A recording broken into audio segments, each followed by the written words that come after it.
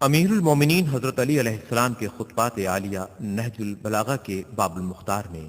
حکم امیر المومنین علیہ السلام۔ حضرت علی علیہ السلام اپنے فرزند حضرت حسین علیہ السلام سے ارشاد فرماتے ہیں، مجھ سے 4 اور پھر 4 باتیں یاد رکھو، ان کے ہوتے ہوئے جو کرو گے وہ تمہیں ضرر نہ پہنچائے گا۔ سب سے بڑی ثروت عقل و دانش ہے، اور سب سے بڑی ناداری حماقت و بے عقلی ہے، اور سب سے بڑی وحشت غرور و خود بینی ہے، اور سب سے بڑا جوہر ذاتی حسن اخلاق ہے۔ اے فرزند، بے وقوف سے دوستی نہ کرنا، کیونکہ وہ تمہیں فائدہ پہنچانا چاہے گا تو نقصان پہنچائے گا، اور بخیل سے دوستی نہ کرنا، کیونکہ جب تمہیں اس کی مدد کی انتہائی احتیاج ہوگی وہ تم سے دور بھاگے گا،